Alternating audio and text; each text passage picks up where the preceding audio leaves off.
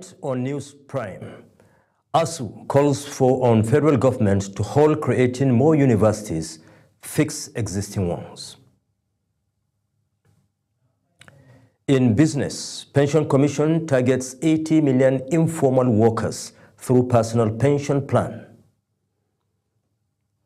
And on the foreign scene, Ukraine's ambassador says South Africans fooled into fighting in Ukraine. And in the world of sports, House of Reps approves budget push for Nuga Stadium. Hello and welcome to all our viewers in Nigeria and around the world to the News Prime on Global Television, coming to you live from the nation's capital, Abuja. I am Shehu Said. And a quick reminder that Global Television is on DSTV channel 365 and StarTimes channel 276. The Academic Staff Union of Universities, Akure Zone, has accused the federal government of misrepresenting the status of negotiations with the union, adding that newly established universities are mere crisis centers. Addressing journalists on the campus of Obafemi Awolowo University, Ile-Ife, Osun State, the ASU Akure Zonal Coordinator, Professor Adeola Egbedokun, said despite the 7-year moratorium placed by the federal government on the establishment of new universities, it still went ahead to announce new institutions. The House of Representatives has called on the federal government to take immediate action to tackle a worsening erosion disaster in Osok community in Ekori and Aku Ward, Odukpani local government area of Cross River State, which has already displaced families, destroyed lives and property. Global TV's National Assembly correspondent Aniete Patrick reports.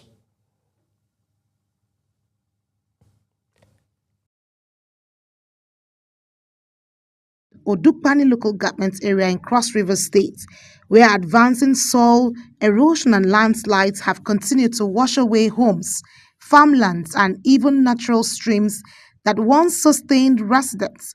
A member representing Calabar Municipal Odukpani Federal Constituency, Akiba Basi, raised the motion of urgent public importance, drawing attention to what he described as a looming humanitarian and environmental disaster. Lawmakers expressed concern that despite repeated appeals from the village head and residents, the community has yet to receive any of government intervention.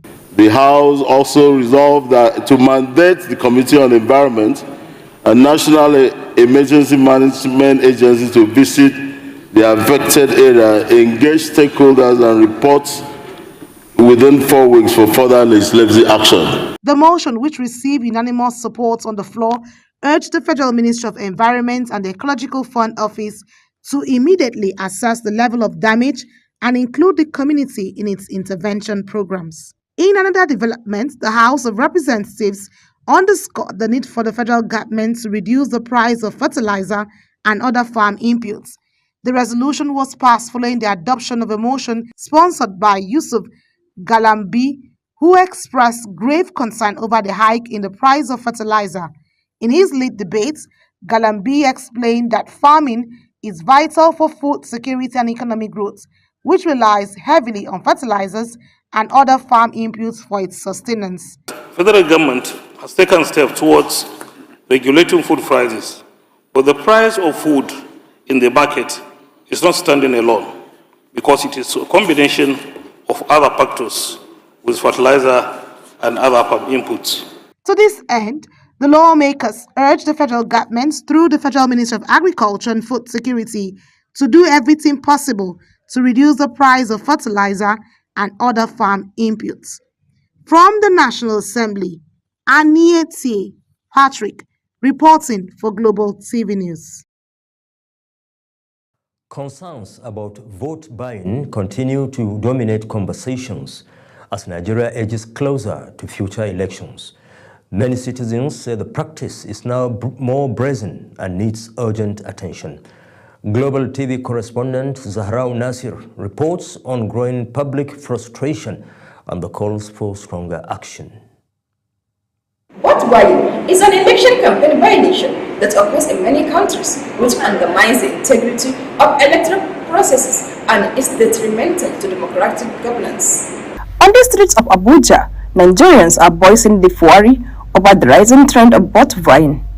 To many, it is no longer a hidden practice but an open transaction that places personal gain above national interest. Those who spoke to Global TV described the act as a deliberate attempt by politicians to exploit citizens' economic challenges for selfish political advantage. They are urging voters to understand their rights, resist inducements, and protect the value of their votes. The problem we have is we, the poor masses, or we, the people, we don't know even our rights. Because if I know my rights, you can't buy my vote.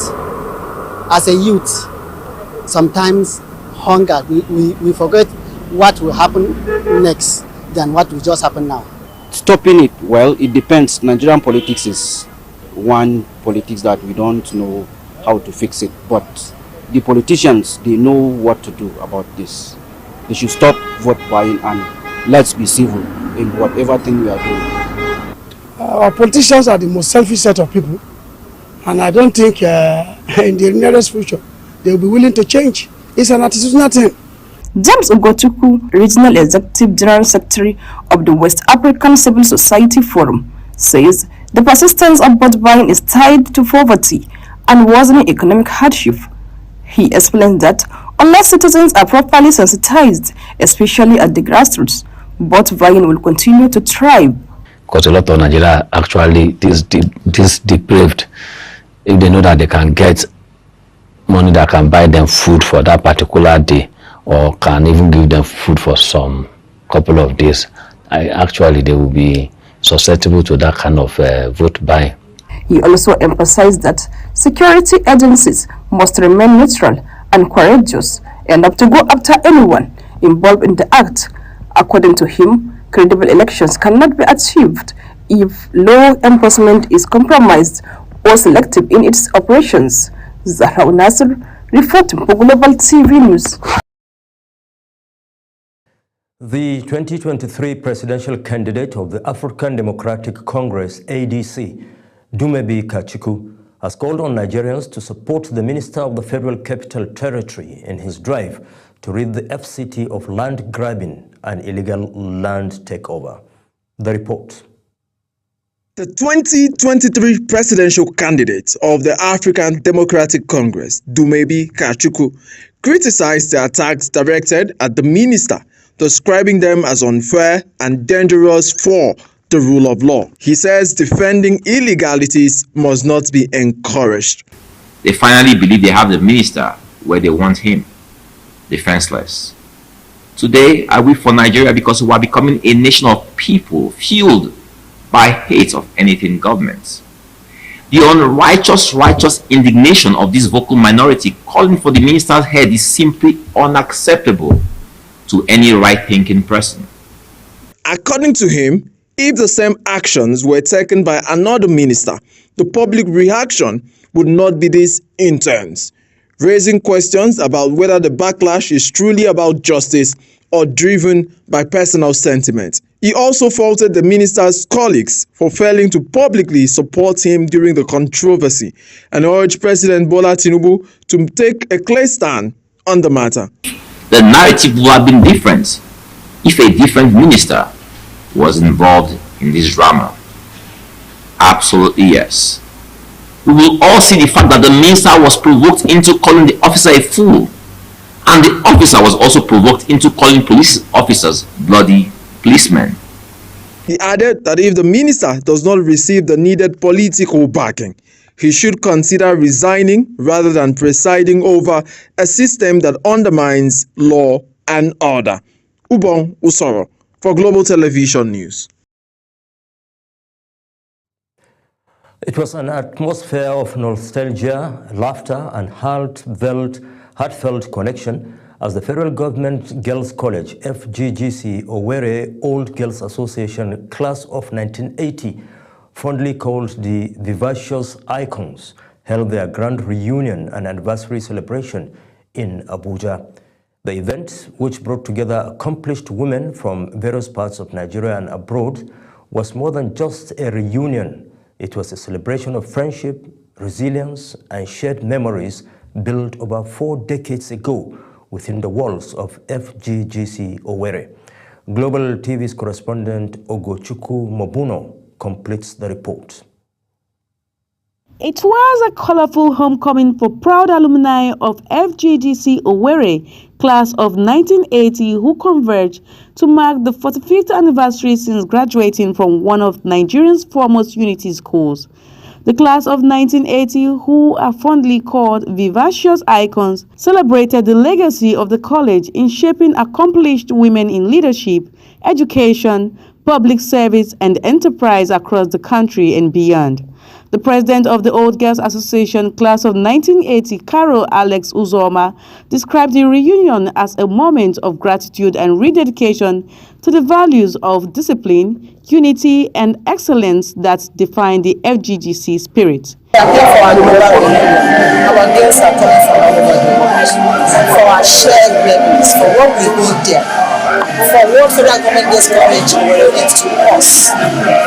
Built us up, that we are proud citizens of Nigeria, proud Nigerians. When we think of Nigeria, we represent Nigeria. Some of the Old Girls class of 1980 women took turns to reintroduce themselves to express how they feel about the reunion. Whatever you see today, the woman I have become, the foundation of the FGGC. That I cannot take away. Wow. I give credit to my alma mater. What I am today is actually what I gained from my alma mater, the foundation of my education, the foundation of my career as a corporate person, and the woman I am today. I actually benefited from that, from my alma mater. The events include sharing fond memories, plans for their upcoming election as it ends with joy and celebration. With 45 years behind them, the Old Girls of Federal Government Girls College class of 1980 says their mission continues to inspire the next generation of women leaders and to preserve the proud heritage of the FGGC family. Ogochukwu Mobuno reporting for Global Television News. Good to relax and recollect old memories. You are watching the live broadcast of the News Prime. When the News Prime returns, House of Representatives approves budget push for Nuga Stadium. Details coming shortly, plus business and foreign stories on the other side of this break. Please stay tuned.